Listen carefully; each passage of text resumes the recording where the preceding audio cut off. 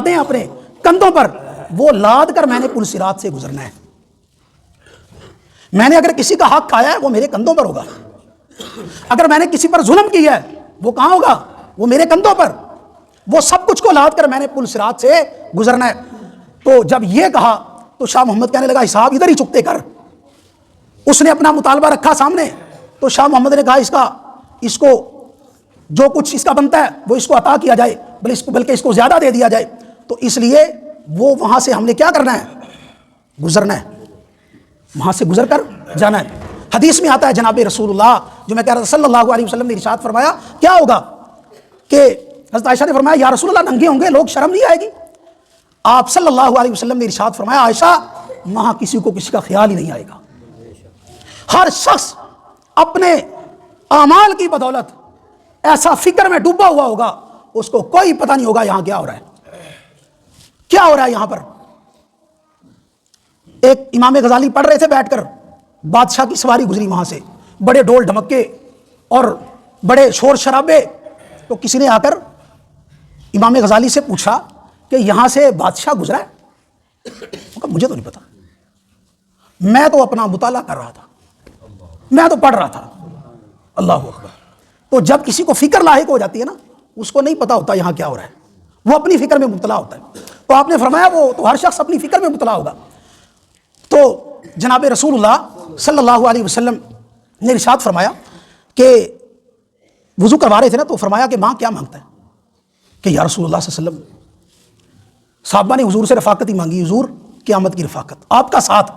آپ نے فرمایا جب اللہ جلال میں ہوگا نا قیامت کے دن تو پتہ ہے میں کیا کروں گا؟ اللہ اکبر۔ آپ نے فرمایا اللہ بہت غصے میں بہت جلال میں ہوگا، میں ابو بکر کا بازو پکڑ کر اللہ کے سامنے کھڑا کر دوں گا۔ اللہ، اور اللہ کیا فرمائیں گے؟ حضور اکرم صلی اللہ علیہ وسلم نے ارشاد فرمایا اللہ کا جلال ٹھنڈا پڑ جائے گا اور اللہ فرمائے گا اس سے میں نے کیا حساب لینا ہے۔ حضور نے فرمایا قیامت کا جب دن ہوگا نا تو سب کے حساب کتاب میں چکا ہوں گا، دنیا میں ہی ایک شخص بچے گا، کون؟ ابو بکر صدیق۔ اللہ اکبر۔ آپ نے فرمایا ابو بکر صدیق وہ آدمی ہوگا، وہ شخص ہوگا کہ میرے کندھوں پر قیامت میں بھی جس کا بوجھ ہوگا، اور میں اللہ سے سفارش کروں گا کہ یا اللہ سب کے بوجھ دنیا میں نے چکا دیے، ابو بکر رہ گیا ہے۔ کون رہتا ہے؟ ابو بکر۔ یا اللہ اس کے احسانوں کا بدلہ تو دے گا، میں محمد صلی اللہ علیہ وسلم میں اس کے احسانوں کا بدلہ نہیں دے سکتا۔ جناب رسول اللہ صلی اللہ علیہ وسلم نے حضرت ابو بکر صدیق رضی اللہ تعالیٰ نے فرمایا کہ میری خواہش یہ ہے، میری خواہش یہ ہے۔ سب کی خواہشیں ہوتی ہیں نا، آپ کی بھی ہوں گی، ہر شخص کی خواہش ہوتی ہے، لیکن ابو بکر کی خواہش دیکھیے کیا ہے۔ سیدنا ابو بکر صدیق رضی اللہ تعالیٰ نے فرمایا میری خواہش یہ ہے کہ آنکھیں میری اور چہرہ محمد مصطفیٰ صلی اللہ علیہ وسلم کا، اور میں اس کو ایسے تکتا رہوں جیسے ریل پر قرآن کھلا ہوتا ہے، اور تلاوت کرنے والا اس کی کیا کرتا ہے؟ تلاوت کرتا ہے، دل کرتا محمد مصطفیٰ کا مکھڑا دیکھتا رہوں۔ یہ میری خواہش ہے۔ اور ایک میری خواہش یہ ہے کہ جناب رسول اللہ صلی اللہ علیہ وسلم دلہا ہوں اور میری بیٹی دلہن ہو، اور وہ دلہا بن کر جناب رسول اللہ صلی اللہ علیہ وسلم میرے گھر تشریف لائیں۔ یہ میری خواہش ہے، یہ ہے میری خواہش۔ ایک دن بڑی مشہور حدیث ہے، حضرت عائشہ صدیقہ رضی اللہ تعالیٰ عنہ تشریف فرما تھی، جناب رسول اللہ صلی اللہ علیہ وسلم بھی تشریف فرما تھے، بڑے جوش رحمت میں تھے۔ تو آپ صلی اللہ علیہ وسلم سے حضرت عائشہ رضی اللہ تعالیٰ نے سوال کیا یا رسول اللہ صلی اللہ علیہ وسلم تاروں بھری رات، کیسی رات تھی؟ تاروں بھری رات، بڑی سہانی رات، ایک ایک تارا جگمگ کر رہا ہے اور بڑی صاف ستھرا مطلع۔ حضرت عائشہ فرماتی ہیں میں نے ایسے آسمانوں کی طرف دیکھ کر کہا یا رسول اللہ صلی اللہ علیہ وسلم کوئی ایسا آدمی، کوئی ایسا شخص آپ کی امت میں ہو کہ جس کی نیکیاں ستاروں سے بھی زیادہ ہوں؟ آپ صلی اللہ علیہ وسلم نے سنا اور سن کر ارشاد فرمایا عائشہ ہاں میری امت میں ایسا شخص ہے، ایسا شخص میری امت میں ہے جس کی نیکیاں ستاروں جتنی ہیں۔ حضرت عائشہ صدیقہ رضی اللہ تعالیٰ عنہ بڑی متوجہ ہوئی کہ اللہ کے رسول صلی اللہ علیہ وسلم کس کا نام لیتے ہیں؟ آپ نے فرمایا عائشہ، عمر بن خطاب۔ کون؟ عمر بن خطاب۔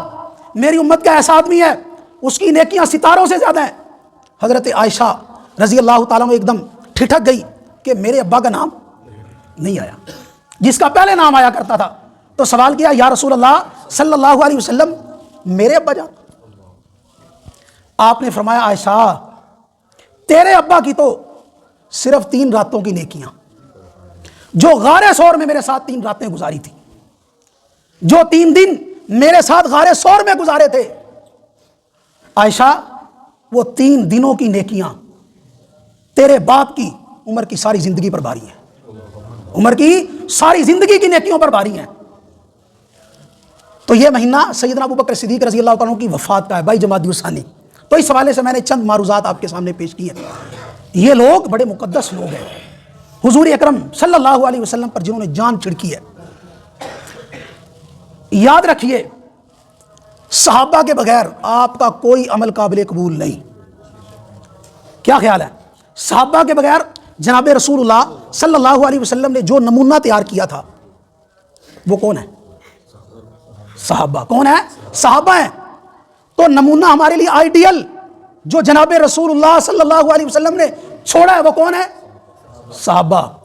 اس لیے، اور صحابہ میں سارے صحابہ داخل ہیں، میری مرضی کے صحابہ نہیں کہ میں کہوں کہ مجھے ابو بکر سے تو پیار ہے، علی سے پیار نہیں۔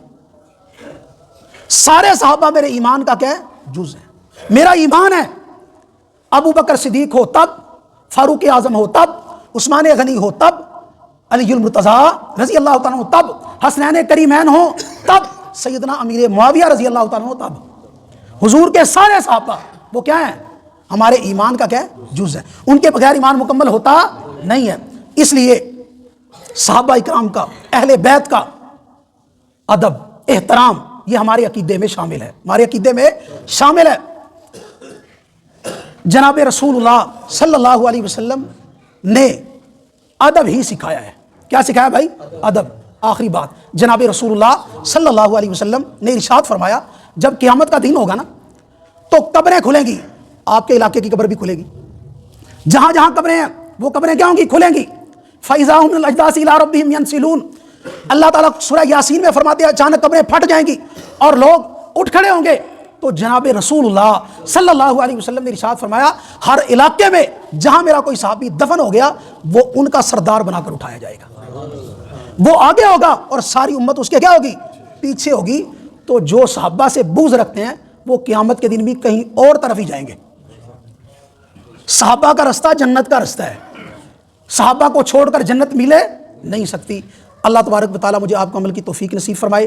سنتے پڑھیں، سنتوں کے بعد نماز کے بعد سبق ہوگا، اور سبق کے بعد دعا، اس کے بعد جتنے بھی مہمان ہیں وہ ادھر حویلی میں تشریف لے جائیں۔